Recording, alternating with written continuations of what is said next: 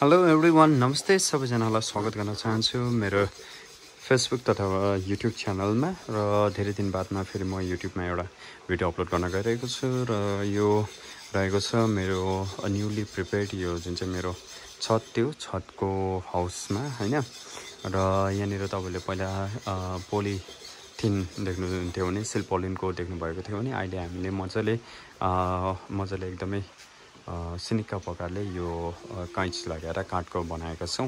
Truss जस्तो, तर truss होइन, काठको बनाएर यहाँनिर हामीले अहिले यहाँनिर च्यादर हालेको छौँ हैन, ट्रान्सपेरेन्ट। र फुल चाहिँ यहाँ पनि कन्टिन्यू राखेको छौँ, तर अब यसमा चाहिँ अलिकति सजाएर ठिक्क रूपले राख्ने विचार गरेका छौँ। र यसरी मेरो यहाँ आइभी जिरेनियमहरू फुलिरहेको तपाईँले देख्न सक्नुहुन्छ।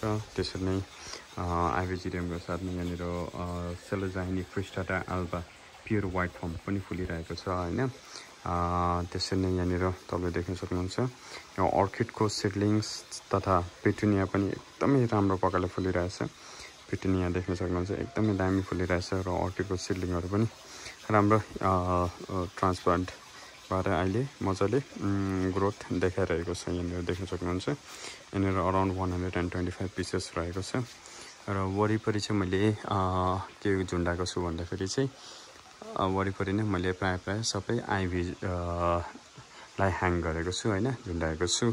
र यो साइडको चाहिँ आइभीले फुल्नु आँटेको छ, फुलेको छैन। र प्रायः अरू साइडको चाहिँ आइभीले मजाले जरर भएर फुल्दैछ। अब एक दुई दिनमा चाहिँ एकदमै फुल्ली ब्लुम हुनेछ। ओके, यहाँ म्यापल राखेको छु, यो भ्यू ब्लकरको रूपमा यहाँनिर म्यापल राखेको छु। र त्यसरी नै यतापट्टि चाहिँ तपाईँले हेर्न सक्नुहुन्छ, यो चाहिँ मेरो स्काई पिटुनिया, नयाँ पिटुनिया, स्काई पिटुनिया भनेर भनिन्छ।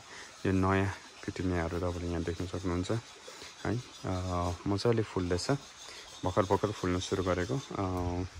यसको पिक भन्ने चाहिँ अहिले आएको छैन, भर्खरै सुरु भएको। र यसलाई पिक आउनु अझै 15-20 दिनमा चाहिँ यो सायद पिकमा हुनेछ, यहाँ अझै पनि ज्यादा टाइम लाग्नेछ। तर एकदमै दामी, त्यो नर्मल पिटुनियास भन्दाखेरि एकदमै राम्रो देख्छ हैन। तपाईँले अहिले भर्खर पनि मैले देखाइहालेँ, एकदमै छिर्के भएकोले गर्दाखेरि यसको अहिले भ्यालुएसन अलिक राम्रो छ, अलिक होइन धेरै नै राम्रो छ। साथमा यहाँनिर अर्को पिटुनिया, नर्मल सिङ्गल पिटुनिया पनि तपाईँले यहाँ फुलेको देख्न सक्नुहुन्छ। झमझम भएर एकै प्लान्टले कत्रो प्लान्ट फुलिरहेको छ। र त्यसको साथमा यहाँनिर देख्न सक्नुहुन्छ ब्युटिफुल वेदर, एकदमै दामी वेदरमा हैन, एकदमै दामी भ्यू देखिरहेको छ। र यो भ्यूबाट चाहिँ मैले इन्जोय गरिरहेको छु। यहाँनिर सिजन फ्लावरहरू, स्याप्लिङहरू हैन, एकदमै दामी देखिरहेछ।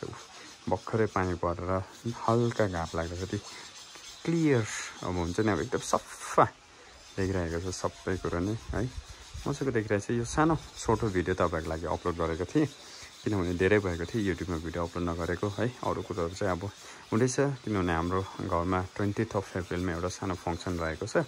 र त्यो फङ्सनले गर्दाखेरि अहिले फुलहरू तसनस एकदमै छरछार भइरहेको छ। यहाँ अगाडि देख्न सक्नुहुन्छ तपाईँले, पर यतापट्टि त्यो फङ्सनको लागि पेन्डलहरू बनिँदैछ।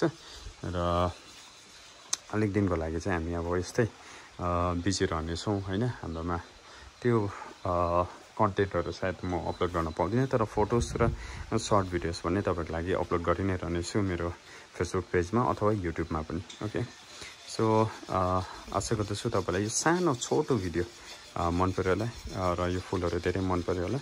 यदि यो फुलहरू मन पर्यो भने तपाईँले मेरो च्यानललाई लाइक, कमेन्ट, सेयर अनि सब्सक्राइब गरिदिने अनुरोध गर्दछु। Thank you so much, bye bye and see you.